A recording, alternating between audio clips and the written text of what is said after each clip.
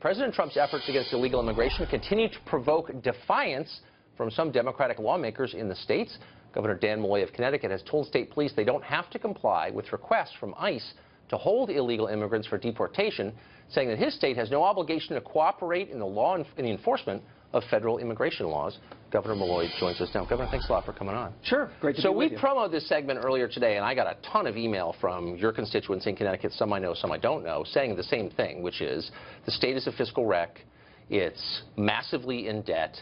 The capital city's on the verge of bankruptcy. We're laying off teachers. Why is the governor focusing on this? How does this improve our lives? No, the governor focuses on everything. We've created 85,000 jobs in the last few years. And as I was telling you off the TV, I inherited a mess that my predecessors set up by giving away benefits and not funding the long-term obligations. Right. So, you know, you dig yourself out of these things slowly. Connecticut complies with the law, and there are federal laws that the federal authorities should enforce, and there are state laws that the state authorities should enforce. We want bad guys off the street. We want bad guys sent home. That's not the disagreement. The disagreement is the president can't order us to do federal work. Quite frankly, the federal government should do its own job and get it done.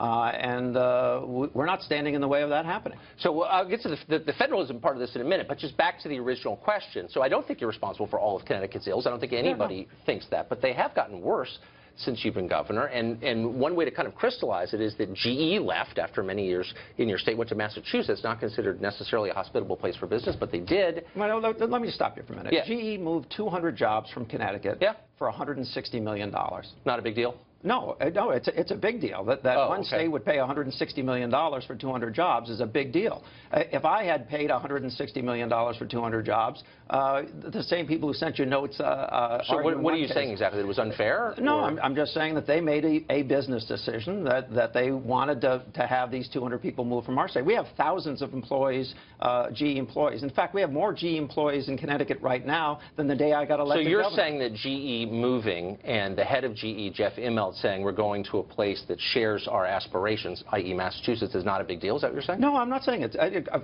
We would certainly prefer that they stay, but how do you compete with a state that's going to pay $160 million to move the equivalent of 200 jobs? So let me go back to what I said, and maybe you didn't hear me. The reality is that we have more GE jobs in Connecticut today than we did the day I was elected. Okay, I guess that's kind of the point, though. When you said how do you compete, Connecticut isn't competing, and that's the concern of some of your constituents. Not all Republicans are right-wingers. It's a pretty Democratic state. People saying, holy smokes, a $1.7 billion budget deficit. I'm not saying it's all your fault, but it's set to rise. Laying off teachers. How does your action today make the lives of tax-paying Connecticut residents better? That's the obvious question. We have not laid off teachers, so I don't know where you're getting that Really? From the Hartford Courant, which said that the city of Hartford, for example, is about to lay off 200 teachers under the current budget. The city is selling junk bonds. I mean, it's like going under, as you know. I was a mayor for 14 years. Right. AAA rated, one of the lowest crime rates in America, investing in schools and housing. We know how to do those things. I'm not the mayor of Hartford. There is a new mayor of Hartford. It's your capital city, though. So, I mean, it's, you know, it's not insignificant that it's in trouble. Oh, it's certainly not insignificant. That's why the progress that's being made now with lower crime, now with more housing opportunities, are very important, and we need to continue to make those kinds of improvements. So you're saying. But let me go back to the point. What you're arguing is that we should do something that we're not required to do, that we should expend state resources doing a federal job, and then at the same time you're saying, well, why are you saying you don't want to do that? You shouldn't be having that fight. You should be doing other things. What I'm saying is, in a world of endless possibilities, you could be spending a finite amount of time you have every day working. People in the state are worried because clearly it's in trouble. When you have a $1.7 billion deficit, I think it's fair for them to ask, how will making it easier for people here legally to stay in our state, how does that improve our lives? It's a simple question. So when I was the first Democratic elected governor in 24 years, I was handed a state that had a $6.7 billion deficit. And deficits are based on projection of expenses. I'm growing the state at actually less than half of my three predecessors per year. But let me just finish one thing.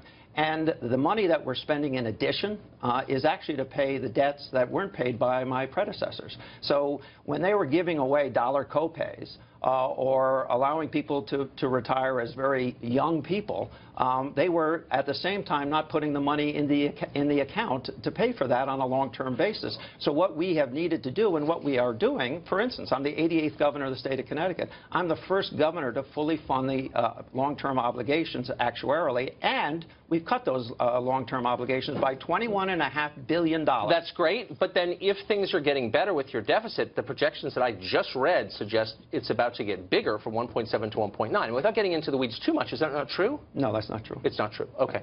So, I mean, look, I'm not blaming you for everything that's wrong with your state because it's clearly not your fault. Right. I'm just asking for the fourth time, and I'll give up after this, does making it easier for illegal aliens to stay in the state of Connecticut, which undoubtedly you are doing, improve the lives of the citizens of Connecticut and the taxpayers of Connecticut who are trying to pay off $1.7 billion in deficit? I'm just going to challenge you for a minute, and respectfully. We're not doing anything to make it easier for anyone to stay in our state. The federal government has its obligations. We should not be expending local dollars, state dollars, to do the federal government's job. At the same time... Are you serious? What did this cost you to issue this order today? It's totally free? No, actually, much of what is in that order that went out yesterday, and actually it's an advisory, was actually done 3 years ago by our legislature, a unanimous vote, Republicans and Democrats, passing a law that says that's how we're going to treat this case. See, I guess what I find a little confusing... Wait a minute. So you're asking me... Are you saying you're doing this to save money? Is that it? No. What I'm saying to you is that Connecticut has decided how to handle this issue in the state of Connecticut by a unanimous vote. Republicans and Democrats in both houses all voted for a law that says that we will cooperate with ICE under certain circumstances, and we will not cooperate with them to do their job when they should be doing their job. It's a little strange, though, that almost at exactly the moment you're making this argument that it's really a federal responsibility, you're invoking federalism. You're saying, the states have it. Something you believe in.